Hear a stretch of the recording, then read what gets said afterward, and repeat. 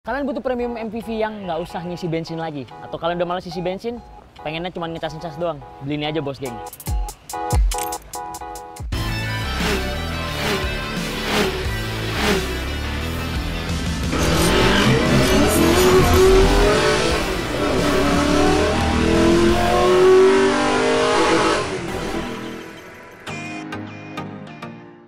Halo bos geng, balik lagi ke Mobil 123 bersama gue Hadi, dan kali ini kita lagi ada di boothnya BYD.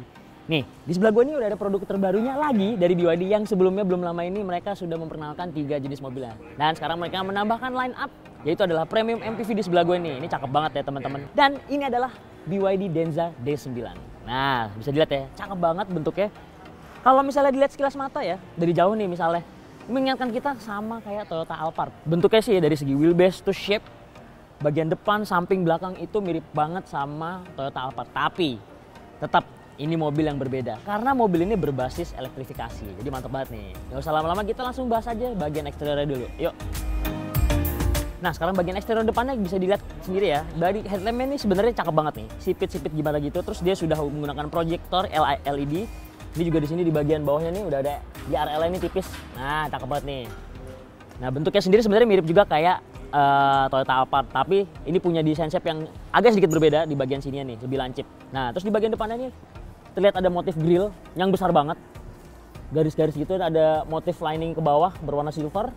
Nah, tapi ini sebenarnya teman-teman, ini tuh nggak ada bolongnya sama sekali. Jadi memang benar-benar ketutup. Nah, ini logonya sendiri, ini sebenarnya bukan logo BYD, tapi mungkin logo Denza-nya sendiri ya. Karena BYD itu logonya hanya tulisan aja BYD. Nah, cakep banget nih teman-teman.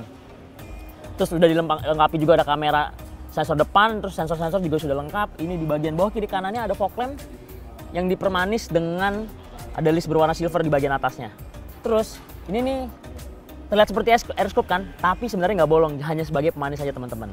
Cakep banget nih bagian depannya. Kita langsung lari ke bagian samping yuk. Kalau di bagian samping bos geng, bisa dilihat banget ya, mobil ini bener-bener MPV yang besar. Nah, dari garis siluet depan sampai belakang, ini memiliki kemiripan sama kompetitornya yaitu Toyota Alphard. Nah, atau Velfire itu bentuknya mirip banget dari samping. Cuman memang kalau sekilas mata, mobil ini bisa dibilang lebih panjang sedikit tapi nggak banyak banget.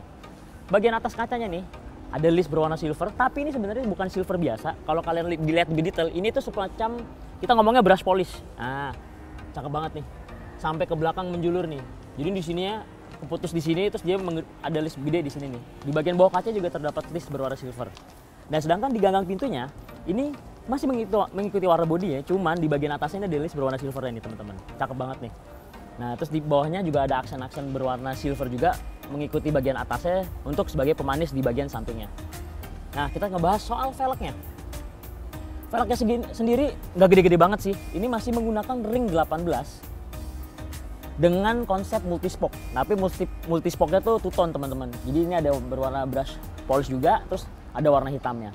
Laknat ya, ini nggak berwarna silver, sudah dicat berwarna hitam. Jadi terlihat samar-samar ngeliat baut rodanya. Yang gue suka, mobil ini sudah dibekali oleh ban Continental. Nah, kalian tahu sendiri kan, ban Continental itu terkenal karena nyamannya dan nggak berisik. Jadi kenyamanannya juga diperhitungkan dalam mobil satu ini nih. Ukuran bannya sendiri itu menggunakan 235/60. Jadi bannya cukup tebal. Kalau dipakai di jalan raya atau jalan rusak, ini masih berasa nyamannya dan empuk pastinya teman-teman. Sekarang kita lari ke belakang. Nah, sekarang kalau di bagian belakangnya, ini adalah bagian favorit gue. Jadi memang gue suka banget lihat desain belakangnya dari Denza D9 ini. Punya stop lamp yang ciamik banget. Dia tuh lampunya nyambung dari kiri sampai kanan. Jadi keputus di bagian pintu belakangnya. Ini mungkin di sini nanti akan ada sennya di sebelah kiri dan kanan. Terus kemudian ini di bagian gagang pintu belakangnya, itu ada kamera mundur, sudah dilengkapi juga. Terus terang opennya, dia tuh ada pakai tombol di sini nih. Tinggal dipencet doang, ntar dia ngebuka. Terus di sini ada logo yang gue belum tahu juga artinya apa ini karena tulisannya tulisan Cina. Tapi yang jelas ini tulisan D9. Mungkin ini kalau diartiin artinya Denza. Nah, terus di sebelah kanan ada emblem EV. EV menandakan kalau mobil ini tuh adalah mobil listrik. Dan mobil ini memang penggerak 4 roda. Jadi konsepnya dia adalah 2 motor, depan dan belakang. Cakep banget nih teman-teman. Di bagian bawahnya ini juga sudah ada cat eye dan juga ada sensor-sensor. Dan di bagian sini yang gue suka itu ada list berwarna silver sebagai pemanis. Nggak ketinggalan juga, kalau MPV premium udah pasti ada roof spoilernya nih. Jadi ada ductile spoiler yang menjulur ke belakang. Jadi kalau dari samping dia kelihatan banget nih kayak pakai topi. Cakep banget teman-teman. Langsung aja kita buka bagasinya. Nah, sudah elektrik juga. Lihat ya, cakep banget nih. untuk ukuran premium MPV ini punya kapasitas bagasi yang cukup besar ya teman-teman. Bisa naruh koper di sini, terus juga joknya ini di belakang ternyata bisa 3 seater. Jadi kita duduknya juga bisa lebih banyak muatnya. Terus ada apa lagi ya? Ini bisa dibuka, yang isinya slot-slot untuk penyimpanan kayak mungkin kunci-kunci, tire repair kit. Ini ada di sini semua teman-teman. Jadi cakep banget nih. Yang asiknya lagi, di sini kayak ada chargeran teman-teman. Jadi kayak soket chargeran rumah tuh portable bisa dicolok ke sini nih. Mantap banget deh, udah kayak naik rumah berjalan, gede banget. Terus di bagian kiri kanannya ada speaker ya standar untuk entertainment bagian belakangnya. Jadi kita nggak ngerasa jauh gitu sama speaker. Di belakang juga masih ada speakernya. Kalau dilipat, joknya juga masih bisa. Udah reclining juga. Set. Nah, jadi bisa naruh kapasitas mungkin lebih banyak lagi teman-teman. Nah, sekarang kita udah di dalam interior dari BYD Denza D9 nih. Untuk duduk di baris keduanya, ini nyaman banget sih teman-teman. Auranya tuh beda banget. Gue bisa bilang ya, mungkin ini lebih better daripada Toyota Alphard, Velfire gitu. Dari bahan material kulitnya aja, itu udah berasa banget ini kulit mahal. Nggak usah gitu deh, nggak usah ngerasain. Kalian pasti pernah ngerasain kan, nyium bau interior yang, waduh mahal gitu. Kayak contoh, kalian duduk dalam BMW, mereka punya indera penciuman tuh bagian kulitnya tuh khas banget. Terus Mercy juga punya ciri khas sendiri untuk bau-bau interiornya. Dan sama nih, di Denza D9 juga ada bau khasnya nih. Jadi memang ini material build quality bagus banget sih. Terus duduknya juga nyaman. Yang gua nggak tahu di sini ada layar. Ini di sini ada semacam layar. Ini tuh touchscreen. Jadi bisa untuk ngatur AC, terus jok, buka sunroof, kaca. Wah gokil nih.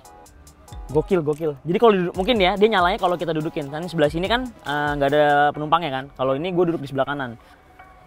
Gila keren banget. Asli. Headrestnya juga enak. Terus ini ada pengaturan AC di bagian kiri kanan. Jadi kalau misalnya kedinginan bisa dinaikin. Dan di bagian atas ya teman-teman. Ini dia ada semacam panoramik sunroofnya di bagian tengah. Dan di depannya terpisah ada sunroofnya sendiri. Ini cakep banget nih. Oke, sekarang kita coba pindah ke belakang. Apakah sama-sama nyaman? Ternyata teman-teman sama-sama nyaman. Empuk banget. Joknya empuk, sumpah nggak bohong.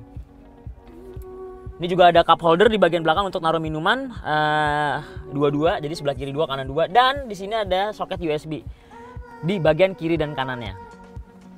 Ini cakep banget nih. Jadi kalau mau ngecas kita nggak perlu jauh-jauh banget ke depan, tinggal colok di sini aja. Yang kerennya lagi di bagian tengah, di baris kedua, ini ada layar infotainment sebelah kiri dan kanannya. Jadi kita kalau mau nonton tinggal ya, tapi memang mobil harus nyala dulu ya. Jadi biar dianya juga nyala. Ini cakep banget nih kiri kanan, layarnya cukup besar. Kalau tebakan gue mungkin ini sekitar 13 inci mungkin 14 inci di bagian kiri dan kanannya. Cakep nih. Sekarang kita langsung pindah ke duduk barisan pertama atau depan di driver's pengemudi. Oke, lanjut.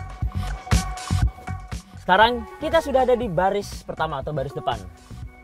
Ya, kalian pasti bertanya kenapa gue duduknya di kiri. Ya karena memang mobilnya setir kiri. Jadi memang rencananya mobil ini akan diperkenalkan di Indonesia pada saat IMS saat ini.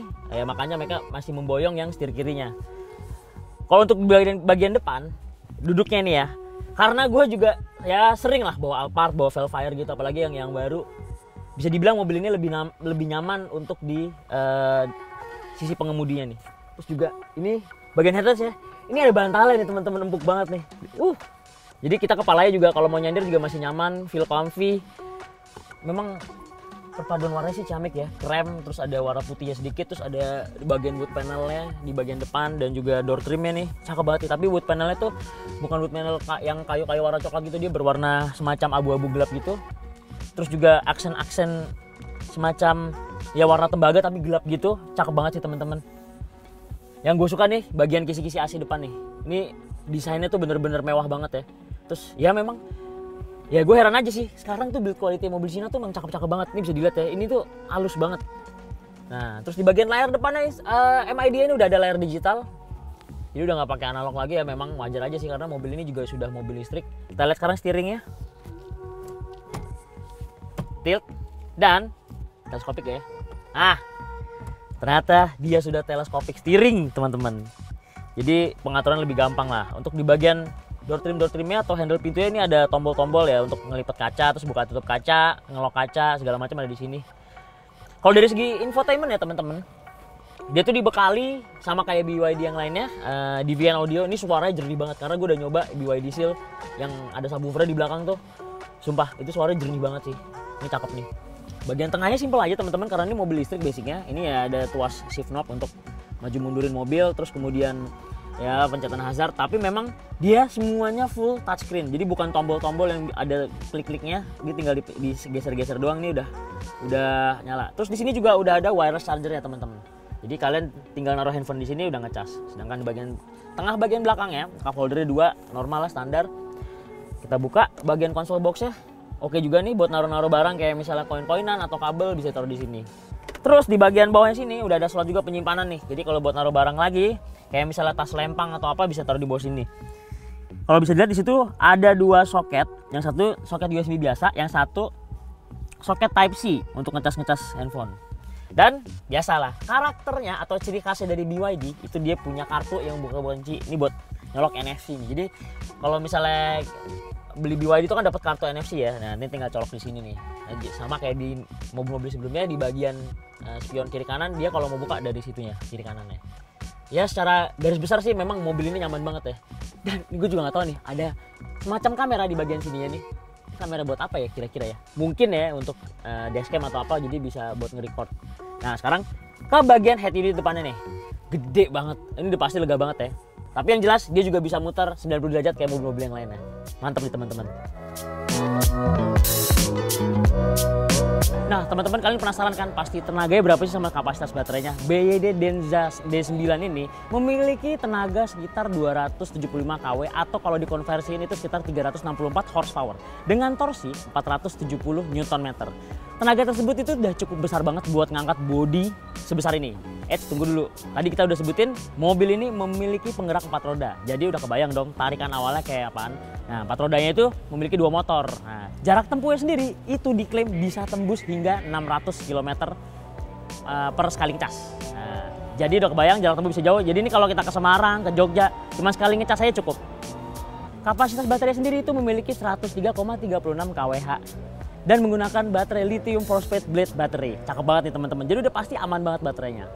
Harganya sendiri teman-teman di Jepang itu sudah dijual dengan harga kisaran harga kalau di rupiah itu sekitar 900 sampai 1 M-an. Jadi kalau di Indonesia mungkin kali 2 aja. Mungkin sekitar 1,9 M atau 2 M-an. Ya, kalau gitu kita akhiri first impression mobil sebelah kita ini. Jangan lupa like, comment, dan subscribe biar kita makin semangat lagi bikin videonya. Assalamualaikum warahmatullahi wabarakatuh. Gas!